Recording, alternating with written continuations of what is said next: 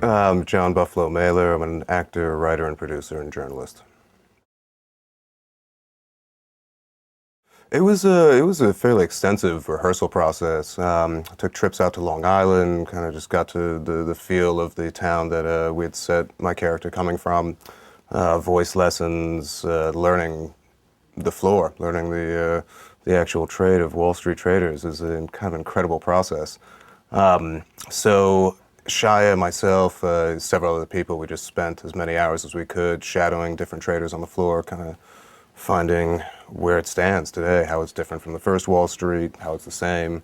It was an amazing ride, I'll tell you that. Well, the numbers are bigger, for one thing. It's much more global. It's less centric to whatever area you're in.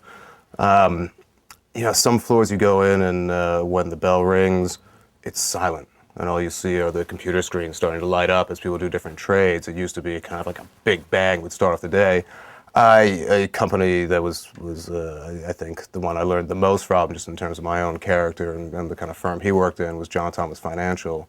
And there it's like, warriors in an arena getting ready for battle. Tommy Belisis just fires these guys up like there's no tomorrow. And I absolutely got addicted to that optimism and adrenaline and we're gonna do it, buddy, kind of attitude that he had. So, it runs the full spectrum. His firm is much more like what it used to be in terms of warriors on a mission. I think now it's a lot more relaxed. You see a lot of sneakers and jeans at places, depending on which firm you're talking to. I had a lot of preconceived notions going in. It wasn't an industry that I really respected much. My feeling was kind of like, look, you're not making anything. You're taking money from one place, putting it in another, and taking your cut. And that's just not really kind of soul satisfying at the end of the day. But what I learned is on a larger scale is how much the Wall Street industry funnels and fuels so many others. And we would not have a lot of medical research without it. We would not have, educational programs without it. There's a lot of good that these guys do. And to lump all traders into a category is as insane as lumping any group of people into one category. You're going to find good people and bad and all around. I had a lot of fun with those guys. The laughter is unlike most settings you'll find. The level of intensity, the adrenaline, the stakes are incredible. I mean, it is addictive. I can understand why people end up spending 23 or 24 hours a day hitting it. No, not at all. Not at all. I mean, I think one of the larger problems going on right now is debate has replaced discussion. As I say, you can't lump Wall Street into one category. That doesn't mean anything. Every firm has a different attitude and does different things and puts their charities in certain places and their money in others. Some are vicious, nasty. I will cut you down at all costs to make a buck. Some have a much higher moral standard. My hope is that the film will actually serve as a way for us to bridge that gap between Wall Street and Main Street. Certainly, that's dealt with in the film of how it does affect everybody. So, I always find that when you can create a movie or a play or a book that gives somebody a safe theoretical place to discuss what's really going on in the day, it tends to forward discussion. So that would be my hope coming out of the film. I grew up in an artistic family where everyone was doing something in one field of the arts or another. I was, I think, 12 years old when I did my first acting at the Actor Studio. And you know, James Dean once said that the only reason to become an actor is because you have to. Um, I think that from a young age if that is a certain rush that you're going to need to satisfy you and to make you feel fulfilled. Um, and if you don't, then you shouldn't do it. It's just too brutal of a business most of the time. Um, so I think that at the ripe old age of 12, I figured out, I kind of like this thing. I like talking to these people. Oh man, it's apples and oranges. You can't really beat movies. It's a fun gig. I mean, it's nice to have a trailer and makeup and an entire army that's basically all there for the same purpose, which is make the best film we can. Um, when you're on an Oliver Stone set, everybody brings their A game. Everybody brings their A game from the top to the bottom and in between.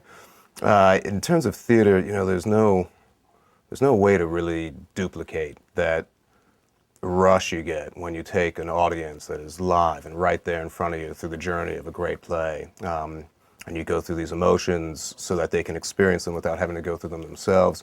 It's a certain kind of human compact that obviously you lose as soon as there's a screen and a camera there. So I think, yeah, I think we'll always have theater. I think theater will always be a powerful force because we need that human touch, particularly as we spend more and more time with machines, with cell phones, computers. We start to lose our humanity. I mean, the price of our technology may very well end up being our humanity. So I think you got to have that balance. Personally, I try to do one for one if I can. Do a movie, do a play, do a movie, do a play. While at the same time writing and being in that cycle. Those two fields, writing and acting, are almost diametrically opposed in terms of being an actor. It's in your interest to be in shape and to be healthy and to have a strong voice and to be flexible. As a writer, you're sitting in this position for hours on end. You get up and you can't put your shoulder down. It's not a healthy existence, so to speak. And it's probably not healthy for the person that lives with you either. But you do the best you can. I'm probably most proud of the plays that I've written, just because as the playwright, you're God. You get to do everything. You don't make any money hardly at all, but you really get to kind of control the scene. As a screenwriter, you're the towel boy in the whorehouse. I mean, you're lucky if you're invited to set. It's kind of like, here's the blueprint, go. And that's, there's been some debate as to whether or not a film should be by the director or by the screenwriter or by both. Screenwriter lost out on that. Directors win. In theater, it's absolutely the opposite. But I'm proud of all the of most of the theater acting that I've done. The thing is to try to talk about a performance that will never be seen again, that was only lived by the people there. It's kind of like telling somebody about your dream. They'll if they love you, they'll listen and smile, but they can't really get it. So there is a certain infinite quality to film that is nice. You do the work and you know it's always going to be there. I love telling stories, and as long as I can make my living doing that in all the different mediums that I have been lucky enough to, that's enough for me. Really, it's there's different scales of stories. Sometimes you want to tell one that 20, 30, 40, 50 million people will want to see and hear. Sometimes you do one that 150 will want to see on one night. As long as you're telling the right story for the right audience and they're getting something out of it, it's essentially the same feeling to me. Obviously, there's the economic necessity of paying your bills, and how do you do that? 10 years ago, when I started out, I was kind of told I was insane for trying to pursue multiple fields at once, because in 5 years, everyone who just did one would have 5 times the resume I would if I was lucky. But I took that gamble because my gut told me it was the right thing to do. And as an actor, there's so much downtime. You want to fill it with something else. And as a writer, sometimes you're doing a passion project, sometimes it's a paid gig, sometimes there's nothing. So you can do a journalistic piece. At this point, I think the shift started in about 2008. A lot of factors why, I'm sure, but whatever the reasons, 2008, it felt as though the combination of distribution models starting to tighten and the publishing and film and music industries having to revolutionize themselves to catch up and understand how this is going to work in the new millennium has made it a lot easier to pursue multi-platform careers. It's much easier to hire one person who can do 3 or 4 different things than one specialist in that field, which, as I think about the college graduating classes and high school classes that are coming up now, they're in a unique position. I mean, they're entering one of the toughest economies of all time. At the same time, if they're willing to work really hard, the ability they have to learn something much faster than we ever did before is there. And it's really a question of, are you willing to put in the effort and go that extra mile? Because if you are, I think there's actually more opportunities out there. It's an interesting question of what was it like to grow up as Norman Mailer's son, because I could easily turn it back and say, what was it like not to? I don't really have a comparison aside from friends of mine and discussions, but I think I do have a gauge of some of the differences that it would be, because I didn't always realize my dad was Norman Mailer. I always knew he was Dad, and then I forget the exact age when it dawned on me that, he's actually someone who affects the public consciousness of the time. It was amazing. I mean, he was a rock star and brilliant and kind and funny and generous and scary when he needed to be, and you know, hard as a father. I mean, he expected a lot from us, and he really pushed us. And you know, one of his favorite lines was, "If you think I'm being hard on you, wait till life hits you, because life is a hell of a lot tougher than I am." And I took everything he said to heart. I mean, he taught me how to write, which was scary and intimidating and hard, but ultimately one of the biggest gifts I could have ever asked for. There's one moment that actually comes to mind when you think of the kind of crystallizing factor. You know, I kind of lived a utopian existence until I was about 20, 21 when my mom got sick with cancer. And it was bad. It was very scary. And at the time I was doing my first screenplay and was on deadline and was alone with my father in Massachusetts. She was recovering in the hospital. We were going back and forth, and she wasn't going to be able to come home for a few days. But we knew about the longer road ahead and the chemo and the radiation and all of that. And at a certain point I said to my dad, I said, "Pop, you know, I don't know how I'm going to work. I don't know how I can get this done. You know, I got to hand this script in, and I can't think about anything but Mom." And he said, "Well, you know, now's the time when you're going to learn what it means to compartmentalize." And those words really had an impact on me and have enabled me through the last 10 years of more surgeries than I care to remember and more scary times than I wish my mother had ever had to go through.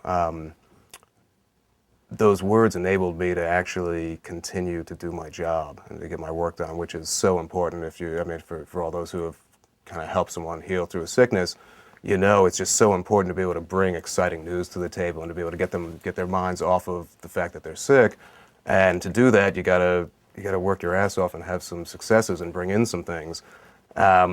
So those words, I mean, you know, I could pick a million different instances with my dad, but that one moment when he, you know, he didn't say, "I understand, go, you know, lay down and cry, go do this." He said, "No, be a man, stand up, compartmentalize, get your work done." And that's really what it means to be a man, is to take on all the emotional pain and to work through what you got to work through with the people you love, while at the same time getting your business done.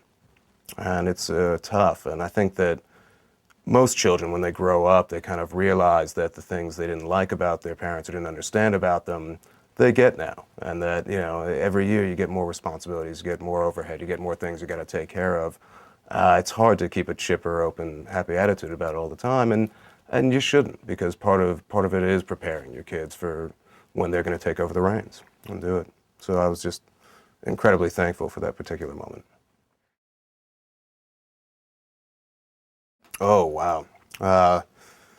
Well, he probably told me everything I know, aside from dialogue, which I think I get from my mom a lot more.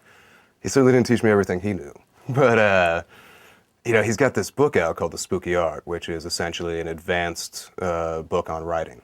It's not, you know, it's not an ABCs, but it's for people who feel that bug and know that they're writers and are willing to put in that time alone. Pretty much the vast majority of what he taught me you can find in that book. You know, some basic things of don't say something twice, find the right way to say it, don't use words you don't need, don't use adjectives to describe something. There's some basic stuff in there, the nuance of a character and the journey and what it means to write a novel. You know, these are deep philosophical conversations that you can't really put a button on. Work ethic is one of the biggest things he taught me. That man worked like every day, 9 to 5, well, 9 to 9 in his case, but he would treat it as if it was a 9 to 5 job. He would clock in, he would put in his hours. That's how you can write those, you know, incredibly long books that unfortunately there's not much market for anymore. But that's also how you can explore an idea on a deeper level than we get in our media surface these days. It's tough. I mean, just on a little side note with that, one of the reasons I'm so happy to be doing this show is because one of the virtues of the internet is that now, for those who want it, you can get into something that is deeper than what you have in 35 seconds or a minute on whichever pundit show you're doing, which are essentially designed to reinforce what people already think and not make them question anything. Noam Chomsky is in some ways a victim of this new millennium we live in, because you can't pull a soundbite from that guy and understand what he's talking about. You have to hear the whole paragraph. You have to hear the whole page. You got to hear the whole conversation if you really want to understand it. And that could change your life. But it's almost as though we've been duped into believing we don't have 25 minutes to have something change our life. We don't have two. You know, we're tweeting, we're running around, we're 15 words or less. You know, that to me, I don't think there's any conspiracy or master plan behind it, but it does echo 1984. And you combine that with, you know, the amount of medications that doctors are prescribing for people, and suddenly we're in Brave New World, and it's this bizarre combination of events that I don't think was planned. I don't think is any kind of plot on anyone's part. It's just that our system is gearing us this way. And we need to address that. We need to address that publicly in a way that is productive, in a way that actually gives people tangible things they can do to stop the insanity of being available every moment, things like that. Oh my God. I mean, if anything, his problem was that he didn't realize that humor will not translate in sound bites, in quotes. And so oftentimes he would say something, you know, just off the cuff that was silly and funny and ridiculous, and everyone there would laugh like you wouldn't believe, and then it would end up in print the next day, and you know, something crazy like Norman Mailer said women should be kept in cages, you know, things like that. It was just he loved women so much. I mean, probably more than anything in the world, he loved women. He got put into a position where he was kind of seen as the anti-feminist, although he was for the feminist movement. He just didn't want people to get consumed with the idea that this was going to be much better. He said, look, women should be treated equally and fairly, there's no question about it. But there was a certain kind of totalitarian element, I think, when the movement was starting off, and there was so many different factions. And that's, I think, what he was taking issue with, was the idea of, look, you can't go from male dominance to female dominance and expect anything to be better. We're all shits, ultimately. We got to do the best we can together. So, you know, those who were lucky enough to know my dad know that he was one of the funniest guys who ever lived. I mean, he had this great, or I thought it was great. I shouldn't preface it by saying it was great, but he had this joke he used to tell whenever he would start a lecture. He always would flip the jokes around. He had one he would do for a year or so. But basically, he said that it was about karma and reincarnation. And he said, you know, so I die, and I go up to the gates, and I see Gabriel, and he says, oh, Mr. Mailer, we're so happy to see you. We've been expecting you for a while, and we asked this of all of our new recipients. What would you like to be reincarnated as? It's a question we ask everybody, because we see that you're on the list for reincarnation. He says, well, you know, I'd like to be a black athlete. Honestly, that's, you know, you start me in a ghetto, do whatever, I'll work my way up, but I would really, you know, I've been this kind of little Jewish guy all my life, and I've, you know, done what I've done, but that's what I really want to be. And Gabriel says, oh, well, I hate to tell you this, Mr. Mailer, but black athletes are the most oversubscribed to reincarnation request we have. It's a list that goes miles long. I can't tell you, you know, the chances are good, but let me see what we have you down for, and then we can work from there. And he looks and he goes, ooh, well, we have you down for cockroach, but you're going to be the fastest cockroach on the block. And that was my dad's sense of, you know, laughing at himself, laughing at existence, the universe, all of it, and not being too serious about what we deal with. Because at the end of the day, if you're here, it's a blessing. It's, you know, life is hard. Life is hard for everybody at some point, but it's those who are able to laugh at it and laugh with it and roll with it that ultimately, I think, live the fulfilling lives that we're all trying to do. You know, and a big step there is to not take yourself too seriously from the start. There's several people out there who I feel are doing their part in that way. I would say the only one person I know of who kind of combines the elements that my father brought to the table in terms of affecting the public discourse would be Oliver Stone. His combination of academic brilliance and real life experience and just understanding people, I think, is what makes him such a great storyteller. But also, he cares, he's interested. He meets somebody and he listens to them, he asks them questions, he wants to know what they're about. And as a result, I think his worldview is much more complex and whole than most of the other I mean, I don't know if we could even have a category of public intellectual anymore, but he would be in that category. He would be out there. One of the things that sets him apart, though, is he's commercial. He's mainstream. He makes big movies, and he's one of the last guys that can make big movies that actually have something to say, that, challenge the audience in a way while entertaining them.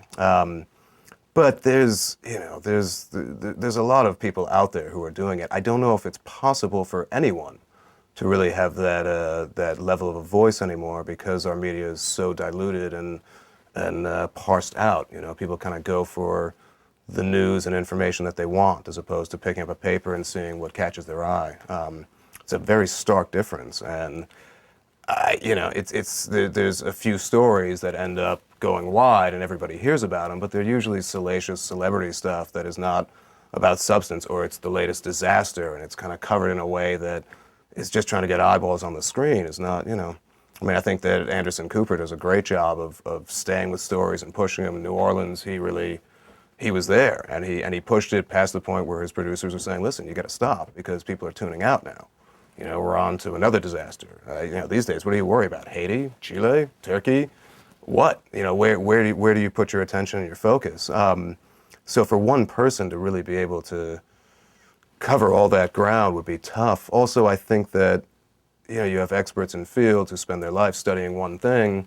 If an event goes on like that, chances are they're going to want that specific expert who's done it to be on the show talking about it, not a writer or an artist of any sort, which I think is a mistake, because we don't have. I mean, we have them, but they're certainly not in strong force public philosophers anymore. The only way you're going to get that kind of metaphorical, larger take on what is actually happening and what it means to us and what it's going to mean in a few years is to talk to people whose job it is to take life and turn it into stories and create it and frame it. So it's a tough role to fill. I think that one of the things that my dad was grappling with towards the end was how that shift had happened now. And he would go on a book tour and do his shows, and it would be fulfilling and good, but he wouldn't have the same impact that he used to. And it wasn't because people were less interested, it's just because people are distracted by the million different sources of entertainment and information in front of them at any given time. There's a lot of forces opposed to it, so I don't want to put the cart before the horse. It's looking like it's going the legalization route, which a lot of people have thought it needs to for a long time, outside of recreational and medicinal use, just for crime reasons. We're pumping our prisons full of petty weed offenses, and it's, partially to feed that industry, but it's not good. It's not good for society. And, people go in there as a minor criminal and come out as a real criminal. There seems to be the sense that once you throw guys in prison, they're not going to come out. No, they're going to come out, and what kind of beast have you created from that process? So, we in 2004, when we were running High Times, we took it in a very political direction, and it was like a night and day transformation. Probably too radical, honestly, in terms of the timing and the business mechanics of it. But we had one of the original pot smugglers turned outlaw writer who had started the magazine there, and he was a wild man, Richard Stratton, and myself and Annie Nascenti, and we just said, hey, we've got a chance to really do what we want to do with this magazine. And the response was great, I got to say, that people were tickled to be reading High Times. Do you take it out on the train? Do you not? Things like that. But overall, they were saying there's no other national magazine that we can get this kind of information from, because essentially, High Times is a mom-and-pop national magazine. There's no corporate structure that you have to answer to. It's why I think it will always be around. It's been around for over 30 years now. So hopefully we played a small part in elevating the argument about legalization and making it less, hey man, stay off my weed, to, listen, we shouldn't be putting people in jail for this. This is a civil liberty issue. Do what you want to your body when you're alone, as long as you're not hurting anyone else. And try to take that tack on it. I think that probably the normal organization and Ethan Nadelman are most responsible for what's been going on. But having a mother who's had cancer and fought through it, and at times used cannabis to fight off nausea and whatnot. I mean, it's not really her thing, but there were times when she needed it, and the idea that you can't have it because it's an illegal drug, but OxyContin is legal, that's just insane to a level that I think most people understand. Now, what's against legalization in a practical sense? You've got the oil industry, you've got the cotton industry, you've got the paper industry, you've got alcohol and tobacco to a certain extent. All of these industries are affected adversely by this. There's a story, I don't know if it's true, but it made sense to me, that William Randolph Hearst, actually, back in the 30s, I guess, had just purchased a whole fields and fields and fields of trees to print his paper on. And at the same time, a couple of college kids figured out how to take a hemp plant and turn it into newspaper. And it was actually a better quality of paper, it was cheaper, and if you plant hemp in a field, it revitalizes the soil. You can grow food in a dirt lot if you do enough harvest of hemp. And Hearst said, this is going to put me out of business. I just spent all my money on these trees. So that's why he started that campaign linking hemp and marijuana together, calling it the devil's harvest and all of that.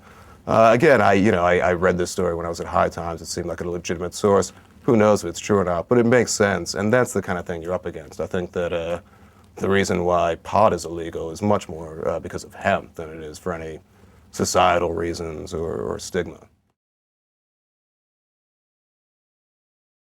Absolutely there is. I mean, listen, we could be taxing it and making a bundle off of it. Now I don't pretend to know the specifics of the economics of it to say how much we would be getting, but there's money to be made there that is not being made because it's illegal. Now, granted, there's a lot of money that is being made because it's illegal, and those people you'd have to contend with as well, who are certainly not for it becoming legal. And then there's also just socially, personally, there's something naughty about pot. There's something that is rebellious and outlawish and a kind of, a finger in the eye of the government saying, hey, you can't tell me what to do. That would be gone. I remember talking to my dad about it in a book we did together called The Big Empty.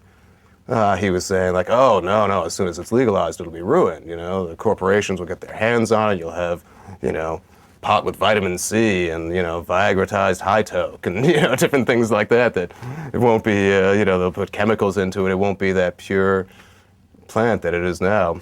He may have a good point there, although I think that if you look at places like Amsterdam and places where pot is very legal, they do well with it. There's nothing taken away from it, and crime is very low and all that. I'll put it to you this way, as wild as you think it is, as wild as you imagine it is, it's even wilder. Like, it is a crazy Willy Wonka land environment to be running a magazine out of. And truth be told, if what we were trying to pull off were to work, I think I was the wrong guy for it, because I was 25 years old. I was sent in first to kind of assess the staff and the team and see who could stay and who would go with the shakeup. And I'm a nicer guy than I should be in a lot of instances, but I couldn't look at that 55-year-old advertising director with the long ratty gray hair who would forget his teeth oftentimes coming in and I said, who are you? And he's like, oh, I'm your ad man. I thought, oh, we're fucked. I couldn't look at that guy and know that if I fired him, he was going to lose custody of his kid and probably wouldn't be able to get another job anywhere else because he'd been there for so long. That's not something I wanted on my conscience, not something that I felt like doing, and I wasn't willing to sacrifice that for the greater good of the magazine. If it was going to work, we should have fired everybody and brought in 6 people that had the same vision and knew what they were doing and could do it. Instead, I tried to kind of get everyone behind it, and it worked half. It half worked. Half the people were just too paranoid and scared of losing their jobs, and so we're kind of, putting on the happy face, and then the stuff going on behind one's back was insane. I ended up walking away from that place with an appreciation for the education that I'd been given. I mean, essentially, I got paid for a year to really learn magazine publishing from top to bottom and inside and out, and that has helped me a lot. We were also a little ahead of our time because while we took a huge hit on advertising, we couldn't, there was cultural advertising we couldn't have in with the new direction of the magazine and didn't really have the time or abilities to fill that in. We doubled the web traffic. And that was my sign. That was kind of what I was using as my argument to say, hey, give it another few years and this is going to work. Because back then, they didn't really understand what that meant, and they didn't really see how quickly everything is moving to the web. and how essentially print magazines are going to be collector's items before we know it. As each generation comes up that doesn't have the habits for paper, it's just easier and cheaper to get your stuff online. You know, people go to what they're used to. Certainly our generation, you know, will always want to have a magazine in our hands. We like that. But they didn't see the value in that necessarily, and you know, they may have been right for all I know, because it was another few years until really ad revenue starts to move to the websites. So you know, so at the end of the day, it was an experiment. It was something that hopefully sparked a few people to do similar things down the road, and will keep a certain flavor of magazine publishing alive. I have to say, at the end of the day, I am glad not to be spending all day, every day in the High Times office, you know, covering this particular angle of life. What harshes my mellow? Well, I just had a movie that was set and ready to go with amazing stars and amazing director and amazing producer and everyone, and because of a technicality, unfortunately, the whole thing just fell apart. That harshed my mellow a little bit. But again, you know, if you're going to go into the movie business, it is so full of heartbreak, and you get so close, and it doesn't happen, and then once in a while it works out, and it is the fantasy, like it is that dream. So riding the highs and lows of it, you got to have an iron constitution, and you got to be able to do what David Dinkins actually once said. You know, was a mayor of New York back in the early 90s, late 80s, and had a rough time, you know, one day after another or something. And actually, my father was talking to him. He said, "So, you know, Mr. Dinkins, how do you navigate it all?" He said, "Well, you know, some days are good, some days are bad, but anytime there's a bad day, I know the next day is going to be good, and vice versa. So you just can't put too much stock in that moment." I think that ultimately, when life is not tragedy, it should be a party. And if you've faced the real stuff, you've faced the ones closest to you, being at death's door or passing on, you know not to let the small stuff really harsh your mellow, as he put it.